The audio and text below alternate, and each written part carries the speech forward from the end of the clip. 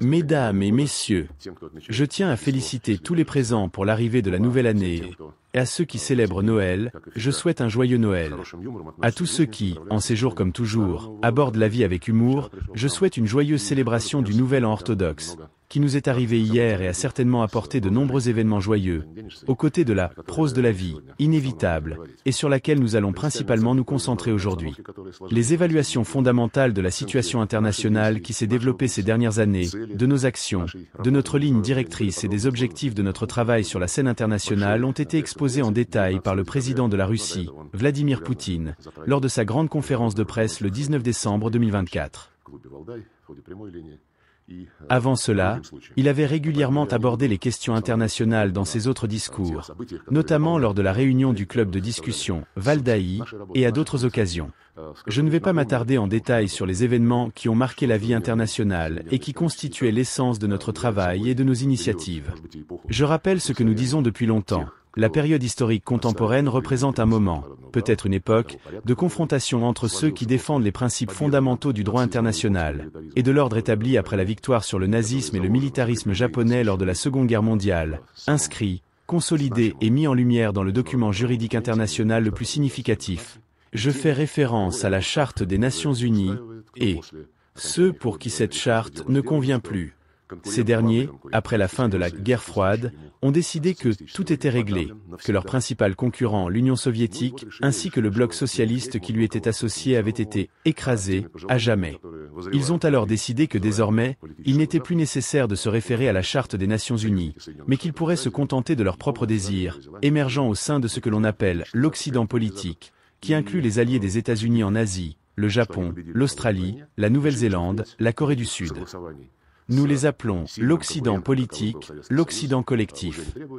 Ayant l'impression d'avoir triomphé dans la guerre froide, ils ont conclu qu'il ne serait plus nécessaire de négocier avec un concurrent puissant tel qu'était l'URSS, et qu'ils régleraient désormais toutes les questions seuls, tandis que les autres devraient recevoir des instructions d'en haut, comme fonctionnait le système de partis en Union soviétique, politburo, comité central, comités régionaux, comités de district, etc.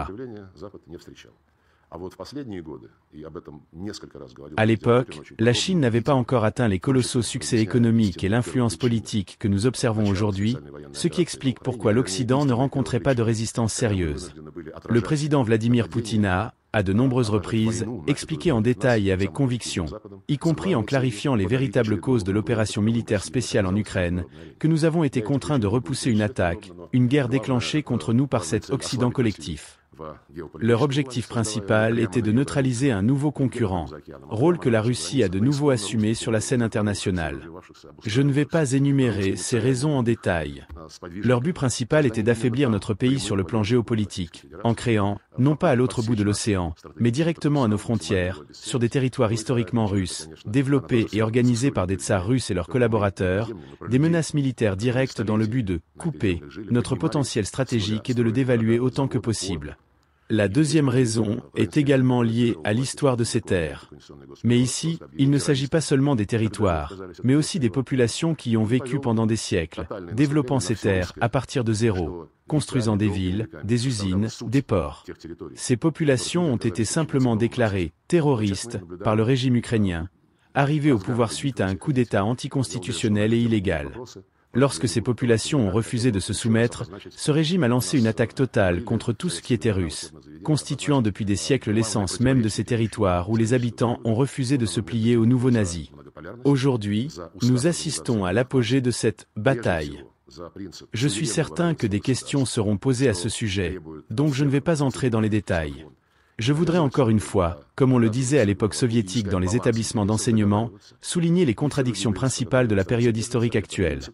Entre ceux qui soutiennent la multipolarité, la Charte des Nations Unies, le principe d'égalité souveraine des États qui exige de tous ceux qui l'ont ratifié de ne pas imposer leur volonté, mais de prouver leur légitimité, de rechercher un équilibre des intérêts et de parvenir à des accords, et tous les autres principes qu'elle contient.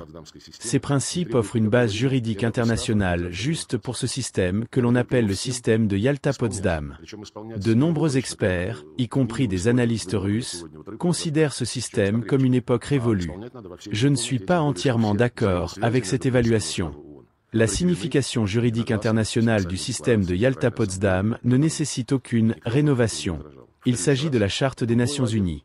Il suffit que tout le monde l'applique, et ce, dans son intégralité, pas de manière sélective comme un menu. Aujourd'hui je choisis du poisson, demain quelque chose de plus corsé. D'autant plus que toutes les interconnexions entre les principes de la Charte des Nations Unies ont été clairement définies dans une déclaration spéciale sur les principes du droit international relatifs aux relations amicales et à la coopération entre les États conformément à la Charte des Nations Unies.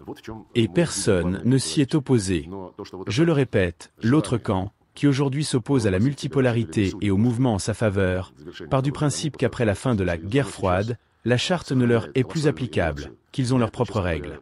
Avec leurs règles occidentales, qu'ils appellent ordre mondial basé sur des règles, bien que personne ne les ait jamais vues, ils s'immiscent dans chaque monastère, mosquée, temple bouddhiste et synagogue.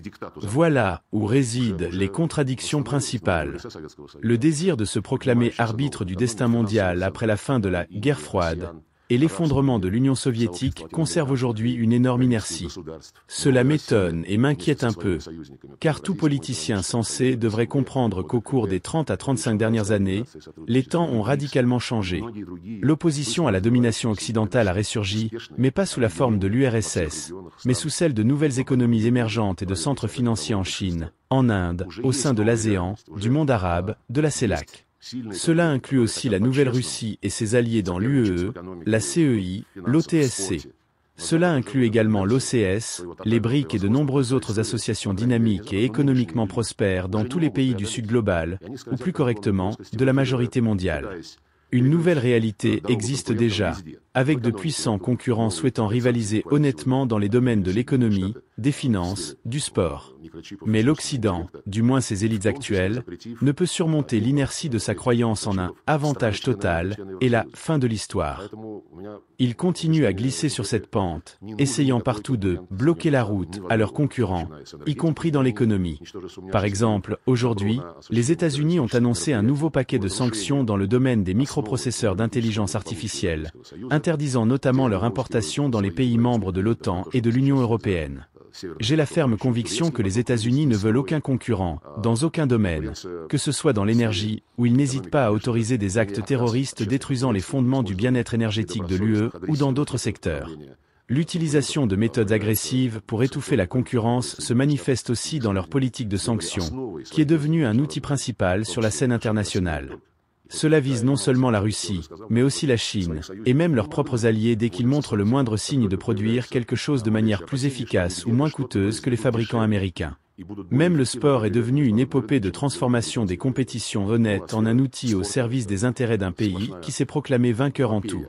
Si M. Donald Trump, en prenant ses fonctions de président, parvient à rendre l'Amérique encore plus grande, il faudra observer attentivement les méthodes par lesquelles cet objectif, proclamé par M. Trump, sera atteint.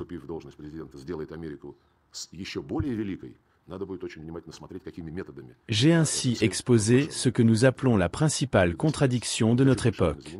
Je suis prêt à vous écouter et à répondre à vos questions.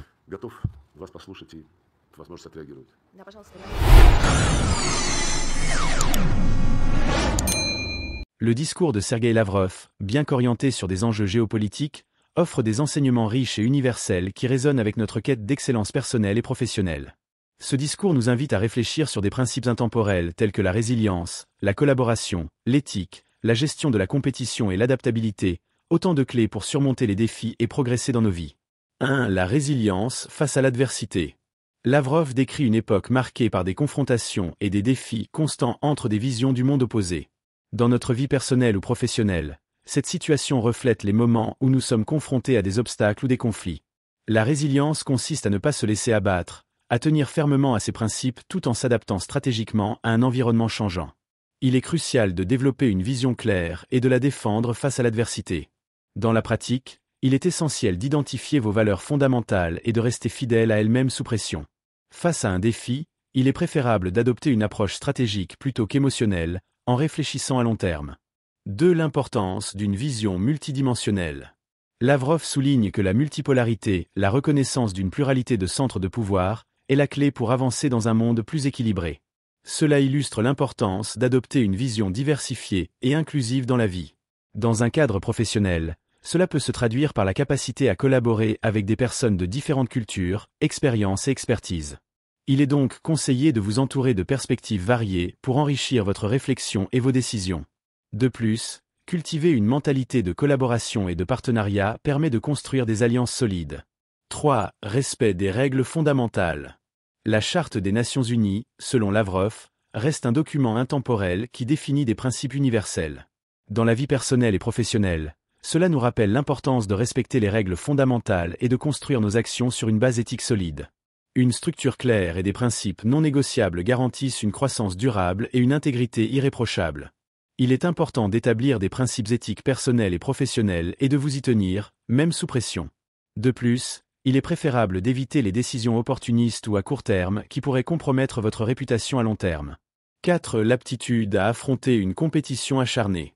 Lavrov dépeint un monde où la concurrence est omniprésente, même dans des domaines inattendus comme le sport ou les technologies.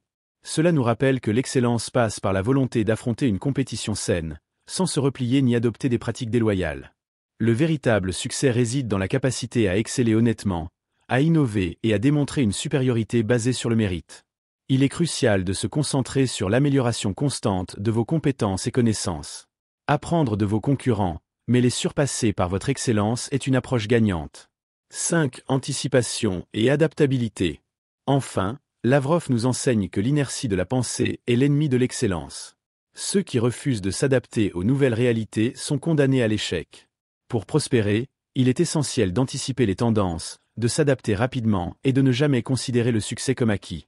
Investir du temps dans la veille stratégique pour anticiper les tendances émergentes est fondamental. Rester flexible dans votre approche et être prêt à pivoter lorsque nécessaire vous permettra de saisir de nouvelles opportunités. Le discours de Sergueï Lavrov, bien qu'ancré dans des questions géopolitiques complexes, nous rappelle des principes universels qui peuvent être appliqués pour aller d'excellence en excellence: résilience, inclusion, respect des règles fondamentales, compétition saine et adaptabilité. Ces valeurs, lorsqu'elles sont intégrées dans nos vies, nous permettent de bâtir un avenir plus équilibré, solide et prospère, que ce soit à l'échelle individuelle ou collective. Il serait intéressant de débattre sur la façon d'appliquer le principe de multipolarité dans un environnement de travail avec des hiérarchies strictes.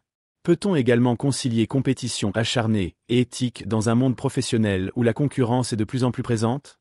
Partagez vos avis en commentaire. Merci et à très bientôt.